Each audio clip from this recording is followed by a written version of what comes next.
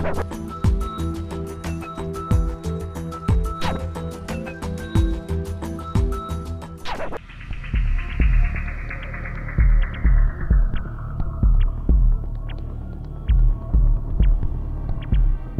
laïcité, c'est quoi au juste? Eh bien, c'est un principe universel fondé sur 4 grandes idées. La première, la séparation de l'État et de l'Église et la reconnaissance d'une sphère publique et des institutions de l'État. La seconde, une neutralité mutuelle de l'État et de l'Église. La troisième, l'égalité des citoyens devant le droit et la loi. Et enfin et surtout, la liberté d'expression. Aujourd'hui au Québec, on parle d'une laïcité ouverte et d'accommodement raisonnable ou religieux. Malgré le fait que le Québec se définisse comme une province laïque, on remarque que la question de la laïcité suscite toujours beaucoup d'interrogations. Alors, peut-on vraiment parler d'une laïcité au Québec? Sommes-nous vraiment laïcs? C'est ce que nous allons voir. Quelle laïcité pour le Québec? J'ai envie de répondre, c'est la laïcité que les Québécoises et les Québécois choisiront. Je considère que une laïcité républicaine, c'est-à-dire qui reconnaît l'universalité du droit, donc l'application d'une même loi à tous, me semble la plus pertinente dans le contexte québécois. La laïcité, c'est vraiment le fondement de la démocratie. Cette idée, d'abord, elle est universelle et elle est valable pour tous les peuples de la Terre. C'est une façon de mettre à égalité les religions majoritaires et les religions minoritaires et les croyances minoritaires ou les spiritualités, les philosophies. Donc c'est vraiment une idée qui est en soi extrêmement généreuse, humaniste. Et moi, je ne peux concevoir la démocratie sans pour autant cette séparation entre les pouvoirs politiques et les pouvoirs religieux, parce que le religieux ne peut pas être le fondement du lien social et du lien politique. Par ailleurs, eh bien, on peut vivre ensemble. Et vivre ensemble, c'est essayer de transcender sa spiritualité, ses croyances, pour aller vers ce qui nous unit. Donc, arrêter de mettre l'emphase sur ce qui nous divise, sur ce qui nous différencie, c'est-à-dire les religions, et mettre en commun vraiment l'émancipation citoyenne, la cité, notre goût d'être ensemble pour construire un projet social, politique, économique, culturel ensemble. Donc, pour résumer, en fait, la laïcité, c'est la condition, c'est une condition nécessaire, c'est une condition en fait première qui permet l'exercice démocratique. Sans laïcité, il ne peut pas y avoir d'exercice démocratique et il ne peut pas y avoir également d'égalité. Tous les efforts qu'on avait faits pour déconfessionnaliser l'école, eh bien, commencent donc à connaître une brèche compte tenu qu'on reconnaît ce particularisme-là. Donc, dans les faits, si vous voulez, on a mis de côté la religion de la majorité, qui est la religion catholique, c'est vrai, mais par ailleurs, nous avons permis que les minorités religieuses portent leur symbole religieux à l'école. L'école doit être cet havre de paix où l'élève construit son esprit critique, où il apprend à raisonner, où il apprend à questionner, où il apprend à devenir citoyen. Donc, le rôle de l'école est quelque chose de fondamental parce que la laïcité, c'est apprendre à raisonner, c'est arrêter de croire et apprendre à raisonner. Et on ne peut apprendre à raisonner qu'en questionnant ce qu'on nous dit. Or, les religions exigent une certaine passivité de nous, en ce sens qu'elles nous invitent à nous soumettre et à croire sans pour autant raisonner. Depuis les années, disons 2005, qui concernent en fait les accommodements qu'on appelle raisonnables, mais en réalité c'est des accommodements religieux. Donc des personnes issues de minorités religieuses revendiquent leur particularisme et au nom de ce multiculturalisme, donc on accepte finalement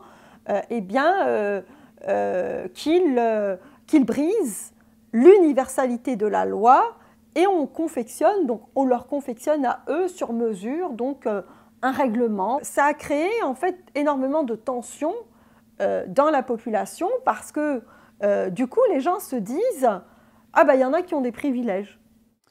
Bon, si le Québec est un État laïque, oui et non. Il y a toujours eu, il n'y a jamais eu de reconnaissance de religion d'État au Canada ni au Québec. Par contre, il n'y a jamais eu non plus de reconnaissance formelle de la laïcité. Elle n'est pas formalisée dans aucune loi. Il y a eu par ailleurs et il y a encore des accros à cette laïcité informelle. Présentement, le mouvement laïque a aussi une cause devant la Cour suprême pour obtenir la fin des récitations des prières dans les assemblées municipales. Donc, la cause type est celle de Saguenay. On a eu gain de cause dans deux cas similaires auparavant, c'est-à-dire à Laval. À Outremont, la prière a été cessée également. Par ailleurs, le féminisme, je pense, a fait grandement avancer la cause de la laïcité parce que les femmes sont peut-être les premières à subir les effets négatifs de certaines croyances religieuses, de certains dogmes qui considèrent les femmes comme étant inégales aux hommes. En fait, il n'y a aucune religion qui reconnaît l'égalité entre les sexes. Donc, les femmes subissent cette forme de discrimination. Disons-le, c'est évident, c'est une discrimination à l'égard des sexes. L'histoire des religions est faite de massacres et de débauches. L'histoire des religions nous montre que, contrairement à la citation de Dostoïevski, c'est pas si Dieu n'existe pas, tout est permis. L'histoire des religions nous montre que si Dieu existe, tout est permis. On le voit encore avec les massacres de Boko Haram, les massacres de l'État islamique qui se font au nom de Dieu. Les croisades, c'était au nom de Dieu. Les religions se sont toujours fait la guerre au nom de leur Dieu. Alors qu'on vient de nous dire que l'absence de religion conduirait à la débauche ou à la déchéance sociale, c'est tout à fait risible. Toutes les études montrent, soit en psychologie, en sociologie, même en neurologie, montrent que les athées ont exactement le même comportement moraux que les croyants. Ce n'est pas la religion qui crée la morale précède la religion. L'État n'a pas à s'ingérer, n'a pas à promouvoir une religion plus qu'une autre, dans la mesure où, évidemment, les religions s'exercent dans le cadre des limites de la loi. La laïcité ouverte veut ouvrir l'État à l'intrusion d'expressions religieuses dans les institutions publiques, donc dans les affaires de l'État. Donc, c'est une négation du principe. En fait, c'est un oxymore. Ça nie l'effet, ça nie le but de la laïcité. C'est donc la xénophobie qui en découle. Alors, plus le groupe identitaire est cohésif et a une identité forte, consolidée par une appartenance religieuse qui va se manifester par des signes ostensibles de cette appartenance, eh bien, moins la société va être cohésive. C'est exactement l'approche du multiculturalisme canadien. C'est ce qu'il y a derrière l'approche de la laïcité ouverte. Donc, on ne voit pas la société comme un ensemble de citoyens qui partagent des valeurs communes, mais un ensemble constitué de petits sous-groupes religieux qui ont chacun leur identité. Ceux qui associent la laïcité à un mouvement antireligieux ont une mauvaise compréhension de la laïcité. La laïcité, c'est ce qui permet la liberté religieuse. Si l'État au Québec était catholique, s'il y avait une religion d'État, est-ce que les minorités religieuses autres que catholiques auraient la même liberté que les catholiques? Mais non. Dans les mouvements laïcistes, il y a une critique qui se fait de la religion. Nous, on ne s'en cache pas. On dit que la religion doit faire l'objet de la critique. Les individus ont droit de ne pas être diffamés, mais les idées doivent être discutées. En fait, on voit c'est tout le problème qu'il y avait derrière Charlie Hebdo. On peut ne pas aimer le genre de critique qu'ils font, mais ils doivent le faire. Les religions doivent être soumises à la critique. Sinon, la liberté d'expression ne signifie plus rien. Djimila Benhabib et Daniel Baril veulent tous deux, comme beaucoup d'autres, qu'une charte de la laïcité soit clairement instaurée. Andrea Richard aussi est une militante pro-laïcité. Ancienne religieuse, petite sœur des pauvres, puis carmélite cloîtrée, elle dénonce l'idéologie des religions et se bat pour une reconnaissance de la laïcité au Québec. Nous allons à sa rencontre. La laïcité unit. Les religions divisent. Aujourd'hui, on le voit par la commission Charbonneau. Les gens veulent la vérité, ils veulent la transparence, ils veulent l'honnêteté. On insiste beaucoup sur le respect des religions. Et il semble que si on n'a plus le droit de les critiquer. Mais pourquoi? Nous ne critiquons pas les personnes, elles sont de bonne foi. Mais je pense que j'ai le droit de critiquer une religion avec les découvertes que j'en ai faites. Pourquoi pas? On parle beaucoup de tolérance. Ceci, c'est important. On a tellement insisté ces dernières années sur la tolérance des accommodements religieux. Mais on oublie, et le respect des religions, mais on oublie ceci.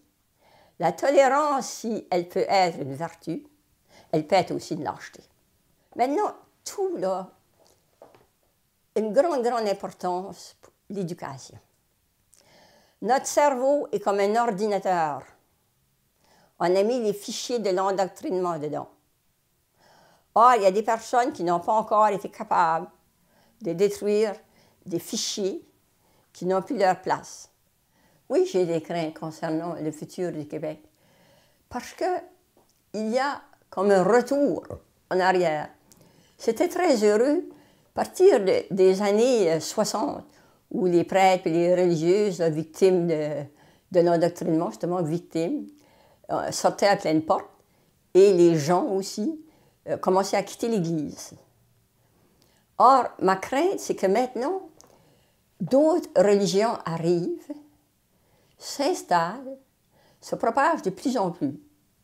Pourquoi je crains? C'est parce que si je me fie, je peux me tromper, mais si je me fie sur la France, sur la Belgique, sur l'Angleterre, et qui ont vécu la même historique que nous, dans le sens de la venue des nouvelles religions, au début, ils n'avaient pas beaucoup de problèmes, comme nous-mêmes actuellement, nous n'avons pas beaucoup.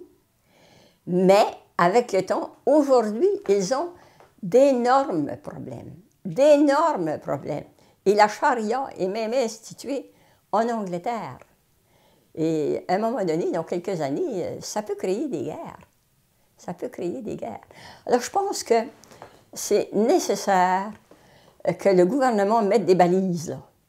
Les religions sont les fraudes qui ont traversé des siècles.